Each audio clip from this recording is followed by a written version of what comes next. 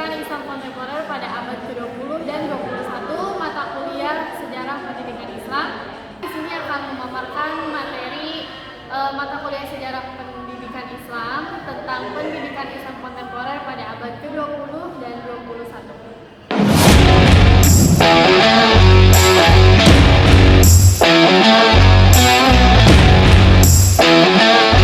Saya di sini akan menjelaskan poin A, yaitu perkembangan dan dinamika pendidikan Islam pada abad ke-20 sampai dengan abad 21. Pada abad ke-20, Islam beralih dari tradisional seperti pesantren atau madrasah-madrasah yang hanya fokus pada hafalan kitab klasik dan spiritualitas, ke modernisasi dengan integrasi kurikulum, agama sampai dengan ilmu umum.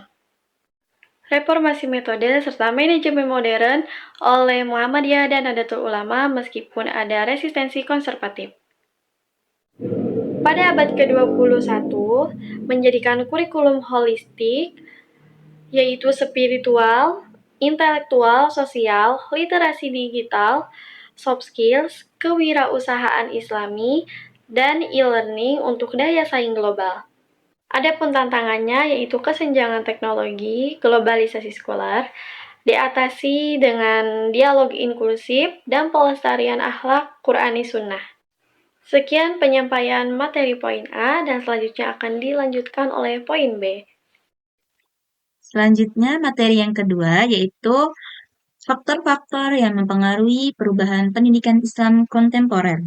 Pendidikan Islam kontemporer mengalami berbagai perubahan signifikan yang dipengaruhi oleh sejumlah faktor internal dan eksternal. Globalisasi dan modernisasi menjadi dua tantangan utama yang mempengaruhi arah dan substansi pendidikan Islam saat ini, memaksa transformasi paradigma, kurikulum, dan metode pembelajaran untuk tetap relevan dengan perkembangan zaman serta kebutuhan peserta didik yang dinamis. Salah satu faktor penting yang mempengaruhi perubahan pendidikan Islam adalah kemajuan ilmu pengetahuan dan teknologi, seperti iptek. Iptek memberikan peluang sekaligus ancaman, di mana pendidikan Islam harus mampu mengakomodasi perkembangan ilmu pengetahuan tanpa mengorbankan nilai-nilai dasar agama. Penggunaan teknologi digital dalam pembelajaran Islam seperti e-learning dan modul digital serta pemanfaatan media sosial sebagai sarana dakwah dan pendidikan semakin meluas. Faktor kedua adalah tuntutan demokratisasi pendidikan. Mengharuskan pendidikan Islam menyediakan akses yang lebih luas dan inklusif bagi semua lapisan masyarakat.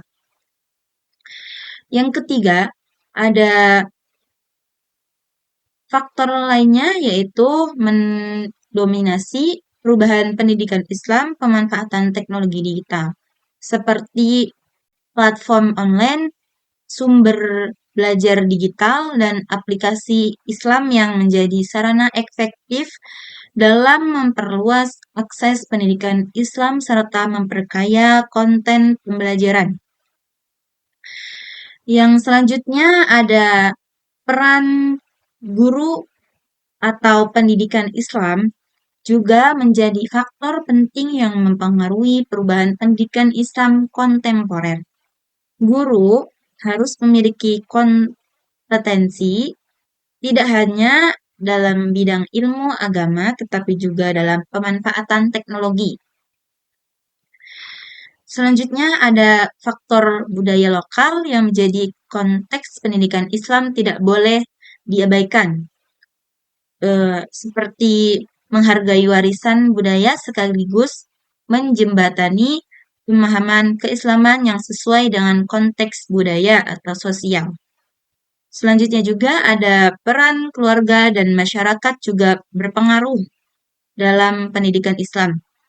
Contohnya keluarga atau lingkungan sosial adalah media utama dalam membentuk karakter dan nilai keagamaan peserta didik. Terakhir, tantangan moral dan etika di era modern sangat signifikan. Pendidikan Islam dituntut untuk mampu menjadi benteng moral di tengah derasnya arus informasi dan budaya yang cenderung materialistik dan sekuler. Sekian materi yang saya sampaikan.